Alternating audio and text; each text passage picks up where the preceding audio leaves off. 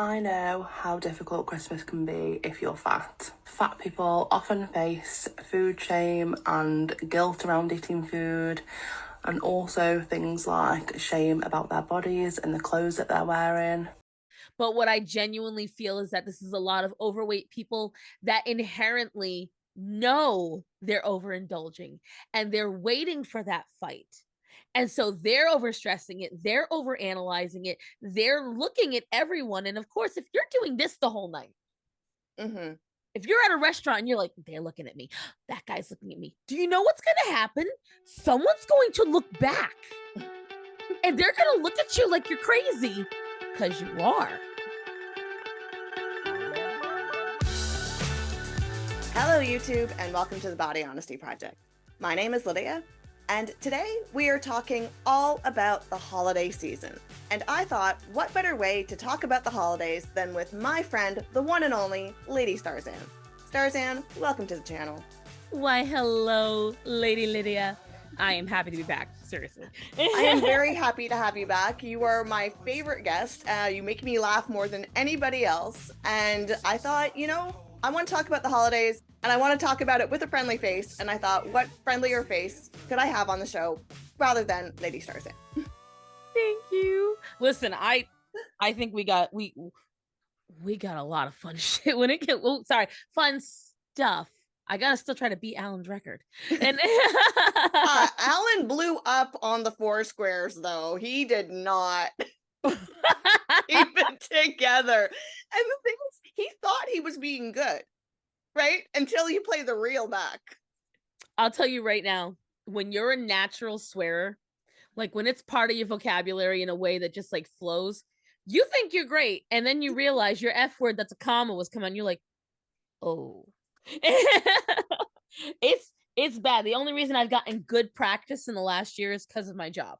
Because you can't just blow the F word to a small little southern lady. You gotta kind of oh, we're sorry, we don't have that today. Right. But I am ready. I know how difficult Christmas can be if you're fat. Fat people often face food shame and guilt around eating food, and also things like shame about their bodies and the clothes that they're wearing. So I wanted to stop it there because she prefaced it that fat people feel this shame. But I do want to say that as a not fat person, I also go through this as well.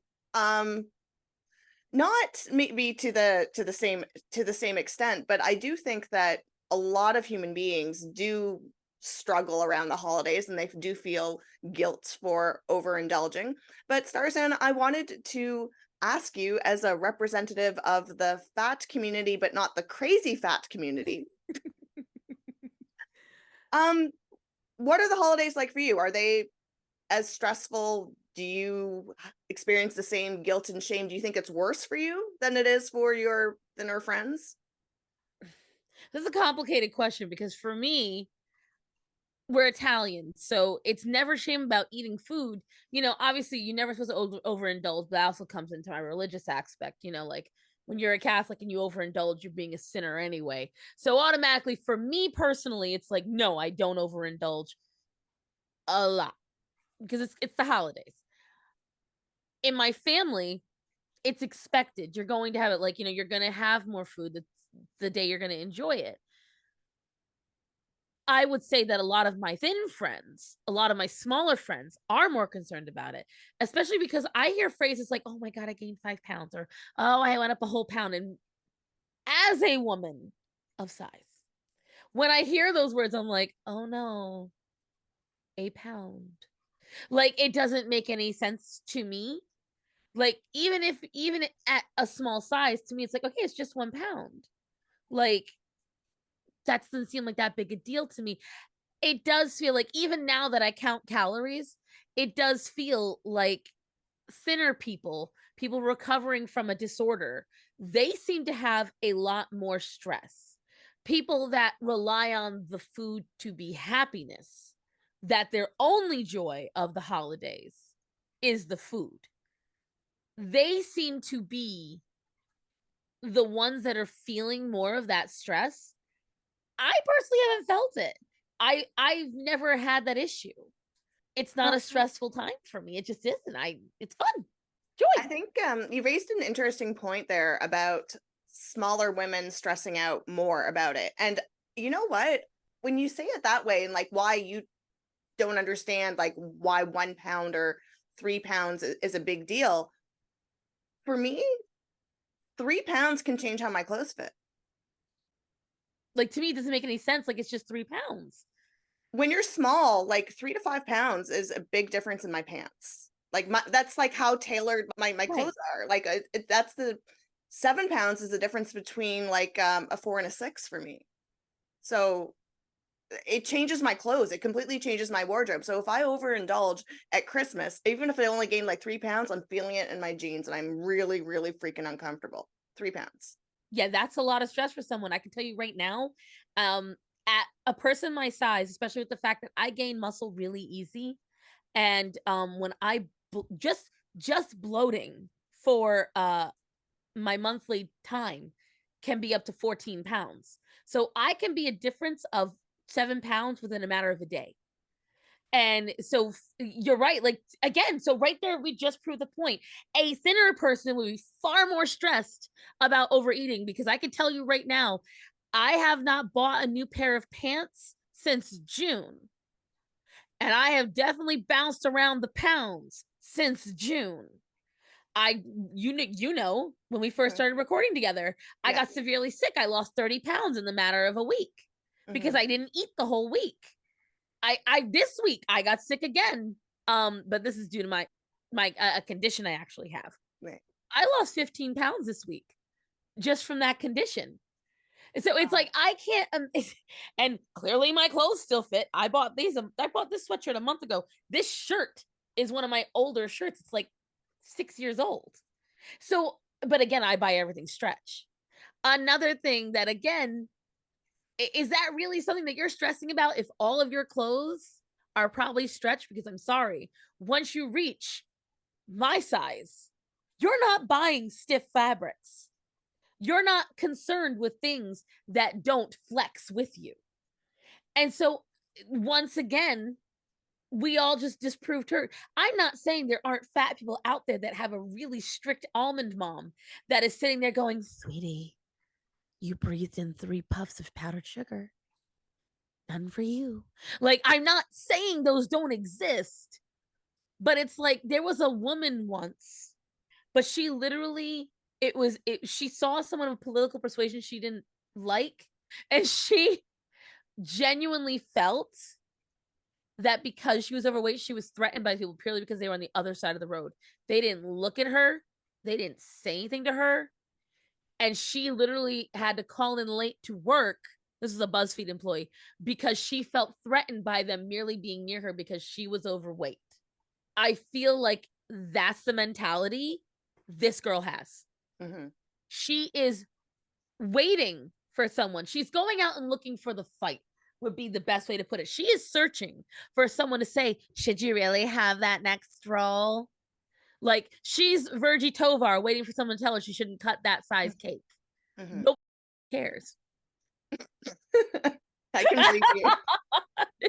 I couldn't. It's late. Okay.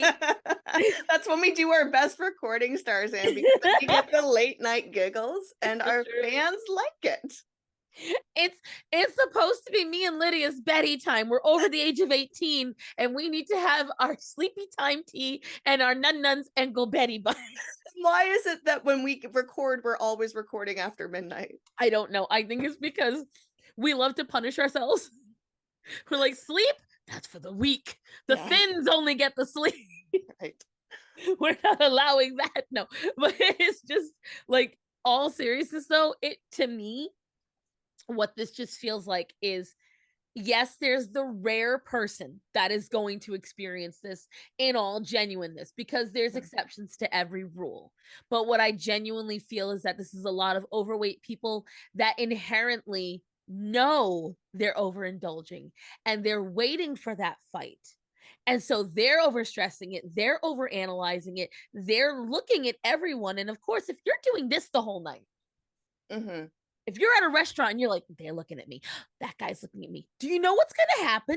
Someone's going to look back and they're going to look at you like you're crazy because you are. And so that's, again, it's a self-fulfilling prophecy. Yeah, you could be like fierce fat femme and go and storm up to that table and yell at those people. Oh my God. Or you can be like freaking glitter and lasers and feel like you've been attacked by a mannequin and they're like, yeah, it's stuff like that. It's you know what? It's main character syndrome. Yep. That's what it is. It's one of the best phrases to come out of the new kids is that. It's a truthful statement, I swear to God. I spent so many years of my life dieting like hell in the run-up to Christmas so that I could actually enjoy food at Christmas. And even with the food that I ate over Christmas, I still felt guilty. Being part of diet culture really induced some binge eating behaviours for me. Okay. So here she talks about how she would starve herself before Christmas so that she could eat during Christmas, but then she would still feel guilty, and she blames diet culture for inducing binge eating behaviors. Now, there is a negative side of diet culture, which is the fad diet, sure. And that's what, if she wants to say, I have a hard time with the word diet culture just because I prefer using like fad diets versus other diets, and diet culture seems to kind of span both of those worlds. So if she's referring to being obsessed with fad diet culture, sure, that was a mistake. But she's painting all methods of dieting as being the reason of her binge eating disorder. What do you think caused her binge eating disorder? Do you think that it was solely the way that she had adopted fad diets, or do you think that there was, if she didn't do fad diets, do you think that she would have just been obese? So, and I'm going to pose this to the audience as well. You children out there in the YouTube lands watching, I want you to imagine this. Every morning you wake up and all you do is take a half sip of water. And then 2 hours later, you take a half sip of water. You might eat, maybe even a whole meal, but you never drink anything but a half sip of water. And then at the end of the night, that's when you're allowed to have water. What do you think you're going to do? Are you just going to have a gulp? Or are you going to suddenly start downing liquid because you are so thirsty? Because you didn't drink the whole day. Your mouth feels dry. You feel a little dizzy. So you keep drinking and drinking and drinking and drinking. Then you feel liquid full and then you don't feel comfortable. This is what she did to herself. She went to extremes because, like, what you were saying is this, like, you're wondering how she got to be this overweight. Sure, there's the diet culture. Okay. Let's pretend for a minute that, sure, fine, it's 100% real thing.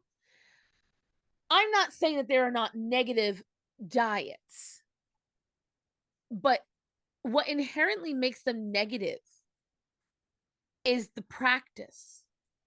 If you starve yourself, like she put it like it's a negative thing. I purposely I dieted like hell so I could enjoy food. Why were you not enjoying the food you were dieting with?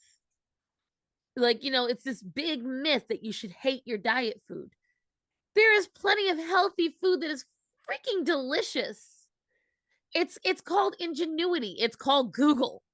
Like, you can literally look up, like, I get back in the 60s and the 70s when these diets, well, actually, fad diets are as old as 1700s, even earlier. There was diets that involved leeching, like, literally, like, you drank a cup of tea and then you put a leech on you and you were great. And that's how you lost weight. It's been hundreds of years this way. There's a reason why people also died of dysentery or things like that, because they were improperly done. This is the exact same idea. I'm trying to formulate it properly because here's what I keep listening to with these women, with all of these women in these same situations, in these same, I say it all the time, copy and paste the different social justice movement. They keep acting like we're still in the age before the internet. They keep acting like we're still in the age where there's not a swath of information and a swath of help for you at your fingertips. You have this device on you, ladies. ladies and gents, although it's very rare that gents are in the BOPO, stop acting like you have to fad diet and you have to crash diet. You can literally look up on the plethora of search engines your phone has at its disposal to find any kind of healthy recipes, different foods. You can't sit there and say you can't access the foods, because if you have access to Amazon or any other kind of mail service, you can have exotic foods shipped to you. If you really like, it's the constant thing where, oh, well, because I didn't have access to those recipes, I didn't have access to those things. HelloFresh is a thing that exists, and it has plenty of healthy options. So no, I don't believe it's diet culture. I believe what it is that she had a goal she wanted to obtain, and she wanted it quick. She wanted it easy, which is why she would do these fad diets. And then what she did is she treated it like a punishment rather than rewarding her own body with a healthy body. And she treated food as the only joy, not the joy of putting her health first and getting better. And so then when she got to the holidays, she couldn't enjoy it because then she treated herself like she was a bad person for wanting to diet all that time. Mm-hmm.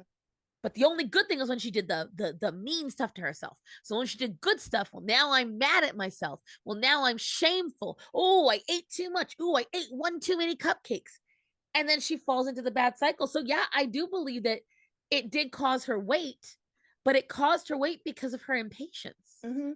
I did a TikTok over a year ago of me dancing to Meghan Trainor. Mm-hmm. And I said it in that TikTok.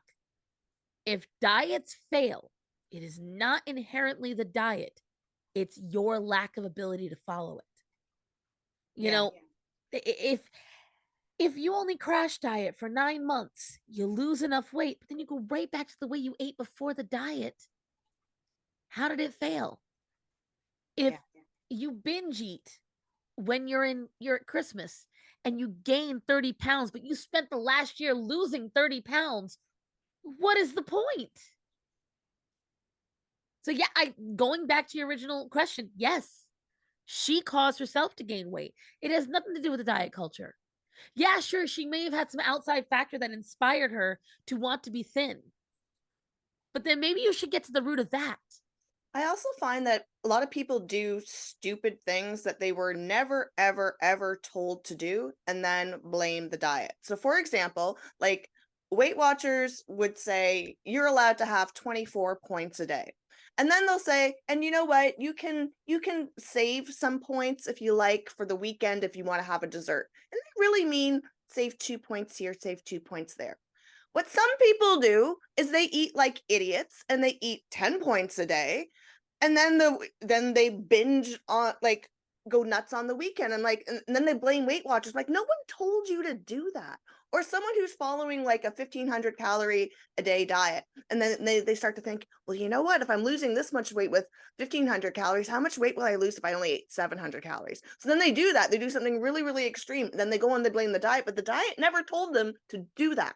Right. Like, and that's the thing, like, you want to do that kind of extreme thing, go to your doctor, find out what a healthy, if it's even possible, you've asked them, say, hey, is there a healthy and safe way to eat 700 calories? Probably maybe all meat based, but at least you'd actually eat. And like you said, I don't think people understand that your stomach expands. It's an elastic thing. Mm-hmm. If you're only eating what it was 10 points a day, Mm-hmm. and you're reserving 100 points for a single day, that, like, and do you know how many days it takes your stomach to go back? Like, it's like you said, like, I keep going back to this because it still shocks me because it happened to me. So in September, I went to a local restaurant with my sister-in-law and the whole family for her birthday. Now, I'd heard great things about this restaurant. She really wanted to go. I should have known because I love my sister-in-law. If you're watching, Jilly, I love you, but she likes less quality food. She, in her words, are, if it's mushy and plain, she'd love it the best. And she really does enjoy a lot of like fast food and things like that. She also is about that thick. And we went, and everything, Lydia, everything was prepackaged, ultra high processed, deep fried. And I knew I was not going to make it through okay. But I figured if I got a chicken sandwich, I'd be okay. We had a little bit of something from it. Like we all shared some appetizers. It was a terrible meal, first of all. Second of all, since then, I'm just recovering from that one meal because the chemicals and whatever else they put in it messed up my hunger cues. I noticed within a week afterwards, I was like, I was getting hungry after a full meal. Mm-hmm. Even a healthy meal, like a meal with like vegetables and lean meats. And I'm like, why do I feel hungry? And I get hungry in the middle of the night. I never get hungry in the middle of the night. And I was just like, it was throwing me off and I couldn't figure out why. And then I finally traced it back like 2 weeks after. I'm like, it was that, because I was swelling the whole week after that meal because it was so full of sodium. Mm-hmm. And so I want you guys out there claiming the diets don't work. If the moment you get off the diet, you go and eat a meal like that, and you don't have the wherewithal to think what is going wrong, something's not right, then you turn to one of these bopa women. It's like, that's your body just telling you what it wants. That's just your body being honest with you, and you need to listen to it. When what it really is these ultra high processed chemicals messing with you. And depending on how sensitive you are, they can mess with you for weeks. And it's stuff like that. So it's so easy to derail. One meal, one day can derail them. So if those Weight Watchers people are waiting till the weekend, they take that pile of points and then they go to like a carnival and they blow all those points on these carny meals that are very clearly not in any way homemade. Like Cisco's, if you guys don't know what Cisco is, it's a food provider. You've probably seen the trucks if you're from the USA. It's SYSCO, those big trucks going across the interstate. It's like Cisco's younger, less mentally stable brother is making this food. And so it's like, I don't know, maybe that's a bit of a tangent on my part, but that's how I see it. Like, they're going to extremes. It's the first thing I heard when you said that, like, you're expanding your stomach, you're picking the wrong foods, and then you're setting yourself for failure afterwards, and then you're blaming the wrong thing. You're not looking at what you did, you're not looking at your actions. Clearly, it just must be the diet. Yeah. I always wonder though, as well, as much as these people blame diet culture and it could have had an impact, how many of them, if they never dieted, would have been normal weight, and how many of them would have just been obese without ever restricting? Like, if it, because I also kind of wonder, I'm like, did the restricting at least kind of keep you at a somewhat healthy weight for a longer period of time? Even if it did mess you up, did it not keep you not 400 pounds? I mean, if we look at Lexi Nemo, yes, it did. I mean, also she had all these other, obviously physical problems because she was nutritionally deficient, and she had what Tess Holiday claims she has. Right. But I don't know, because the problem is that would pose then nothing would have triggered them to ever get into a disorder, right? And if nothing ever triggered them to get into a disorder, wouldn't they then just be a normal person? Like, I don't know anyone personally who has EDs in my real life. Like growing up, I don't know anyone who had these. I met someone once back when I was like 11, one of my mother's work friends. I went to the work friend's daughter's bedroom, and this girl revealed to me randomly that she had bull. And I was like, oh. She's like, don't tell my mom. I'm like, I barely know your mom. Why would I?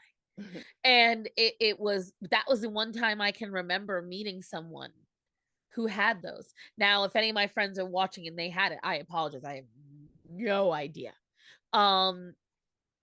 So I don't know. But then that bears the question, well, what would inspire? Like, what is the blanket way that someone becomes like that? Would the strict dieting cause it? Would the restrictive eating cause it? Would it not? That's where it's like, I would say the restrictive eating, yes, can keep them back, but I don't think it would have been a permanent solution over time, if that's what you mean by that. It definitely couldn't have been. I guess my question would be is what would cause it in the first place? And that's what I keep going back to with this woman. Is just like, she doesn't speak about why she gained weight in the first place. She doesn't speak about why she went to restricted in the first place, why she went that route. Like, yeah, there had to be a reason why she gained the weight in the beginning. Like, otherwise she wouldn't have had to diet. So what initially brought you there, sister? Like, that's the question that you're not answering for us. Right. And that's what I wonder. Like, what got her to that spot? And then, well, we know what got her after it. She's like, oh, I've done it for years, and let's see. And I used to eat a hell of a lot more than I would do now because I just wanted to get all of that nice food in before I started back on my diet. After ditching the diet, I came to the realisation that I do not have to restrict myself at any point for me to be able to enjoy the food that I love. So this is where I start to have a problem. I understand her wanting to ditch the diet culture or the overly restriction, but to say to ditch restriction altogether, that she never has to restrict and she can always enjoy the food that she loves. This is where it starts to get dangerous for me, because restriction by itself is not bad. We have to restrict all these things in our lives. I have to restrict the speed that I drive. I have to restrict how much money I spend. I have to restrict what I say on the internet. I do too. I know. Restrict my language. Restricting food is not bad. Like, I'm not asking her, or nobody's asking her to starve, but saying no to some things or getting a smaller piece of something is not bad. And I think this painting, like, no more restriction, like, so we're just supposed to be gluttons? I think the problem is that, again, it's the language behind it, because I see what you're saying and I almost see what she's saying, but I agree with you, because here's the problem. It is the language that's being used. It's not restricting. It's called willpower. It's called being an adult. Like, the fact that she calls it restricting rather than maturity, responsibility, self-accountability, because that's what it is. When they frame it as restrictive, what you're actually saying is, I don't like that I don't get to do whatever I want to do. It is the same people that go, my mom never let me play with Barbies when I was little. I'm going to go buy myself all the Barbies I want now. Like, it's the same idea. And I get that to a point. But then that means every once in a while, you get a little something. You have a little bit. But like you said, when she, first of all, frames it as anti-restriction, I'm no longer going to restrict myself for the foods that I love. Okay, great. So now you're not going to restrict yourself from the foods that you love. So what does that entail, sister? What does that mean? So does that mean once a week? Twice a week? Once a day? Every meal? When is enough enough? Because the foods you love should not just be Bojangles. The foods you love should not just be ice cream. The foods you love should be a variety. But again, it should not be what controls your life. And again, I'm Italian. In my family, food is life. In almost any, you talk to any Greek, any Italian, any Spanish person, you talk to any Puerto Rican, you talk to anyone from a Hispanic family too. Food is the center of a lot of family gatherings, but it isn't the only thing. And so I definitely understand the mentality and the sentimentality of saying, The food is part of the joy. I get that. But it's like you said, where do you draw the line? Because you should be able to say, hey, I would love to have, and I don't even like tacos, but saying I would love to have a taco. And then you go and get one taco. You can say, I want to get a burrito without getting the whole thing. That's the whole enchilada, but that's a different food entirely. And it's saying, I want to go have sushi and not ordering the $80 sushi boat.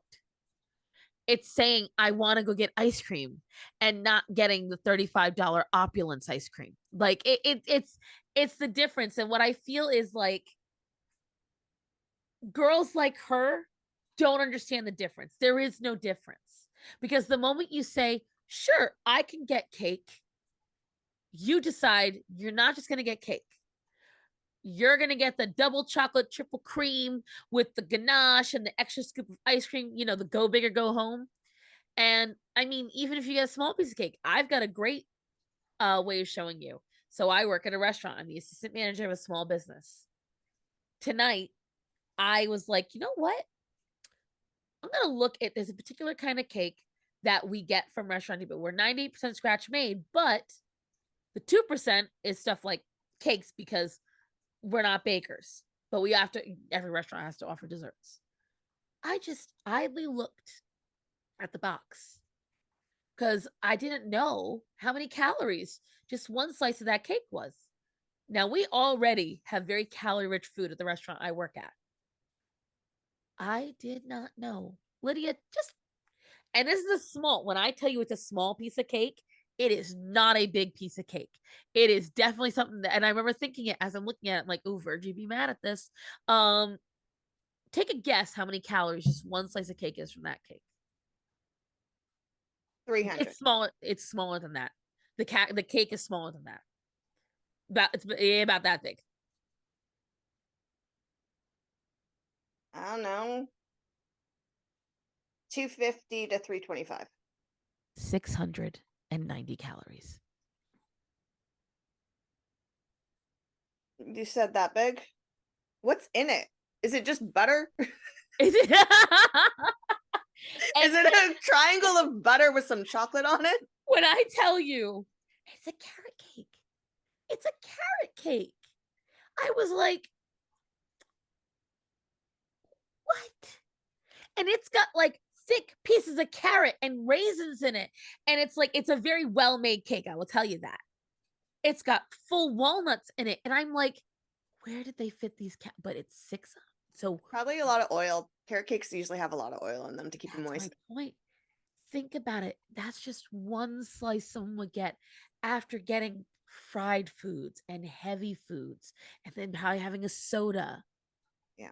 So somebody coming to even my restaurant for one meal, if they get, and I'm not going to, because I very purposely don't list what we have because I don't want anyone to look us up. Because there are people that don't like me. But just imagine, we already know that one can of soda is what, 200 calories? I think like 250 or 280, something like that. But yeah. So let's say a standard can of Coke, which almost everyone gets either Coke or sweet tea. Okay. So we're talking 250 calories just for the soda. Then they get one of the meals. I can guarantee you the meals we make, easily 800 calories. That's just the meal. So now you've already reached on your special night out half your daily intake of calories. And you haven't even gotten dessert yet. You haven't even had the coffee. You may not even eaten some of your appetizer. So I can tell you right now, confidently, just looking at that cake, knowing what I know, somebody could come to my restaurant and walk out eating their daily intake in calories. I would surpass mine because I'm pretty small. Like I'm only supposed to eat about 1,700 calories a day. 1,800-ish. I will tell you, absolutely 2,400. And so again, going back to what she was saying, going back to the joy of it. So someone like her, and that is by the way, not overeating. Technically, if you go by volume, someone like her, it's like, I'm just gonna go for a nice night out. Getting a appetizer, a main meal, and a dessert with a drink, pretty standard in America. Yeah. And if you do this lifestyle of never restricting and always indulging in the food that you want, you can gain weight very quickly. Like you're saying, this is a one night out. You do that once a week, you're gaining a pound a week. Easily. And again, so she's sitting there, because again, all it takes is one person saying, I'm gonna indulge tonight. I'm gonna get a piece of carrot cake. Mm-hmm. And you've already blown it up. And so I think one of my commenters recently on a video said all it takes is an extra 700 calories a day and you gain 80 pounds in a year. Yeah. What if somebody indulges? They never restrict. They never take accountability every day. Yep. Be very easy. Very easy. Yeah. 3,500 calories. It adds up. Like when I was doing the last 4 squares, I was talking about Halloween candy and how you can gain a pound a week with just 2 little baggies of chips and 3 chocolate bars. So this is my little snack. And you just, if you do that every day, it doesn't look very big. It adds up. So quick. 500 calories. Each of those things are 100 calories. So 100 bags for one chip, 200 for both of them. And then you have 3 little Snickers. That's 500. It doesn't look like anything. 500 times 7, 3,500 calories, 1 pound. And you know what? That's how I used to think. Because again, a lot of fat people that don't count calories, they think in volume. Mm-hmm. Tess Holiday is a perfect example. The way she talks is the way I used to talk. I know what's inside that. Never mind. I know what's inside that mind. Mm-hmm. And what it is that I'm not eating a large volume. Everyone eats more than me. So see, there's no reason why I'm overweight. Well, then she talks about nuts. Each handful of nuts can be 300 calories. Again, and you think you're doing good. And that's why I am all about it now. I used to hate counting calories.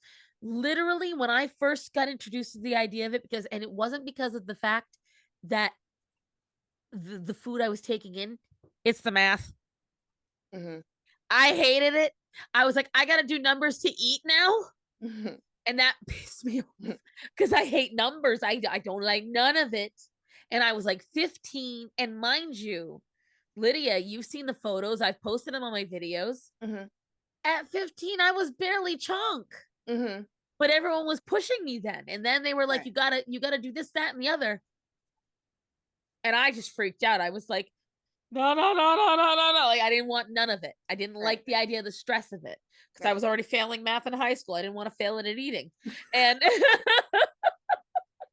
and so it's just like,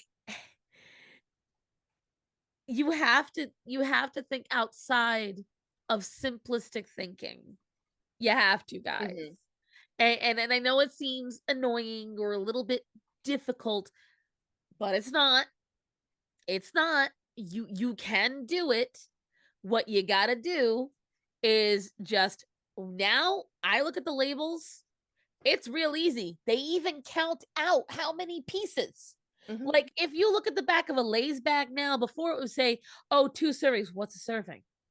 Well, now it says this many calories for this many chips. That's not restricting yourself. Mm-hmm. You're still getting the freaking chips.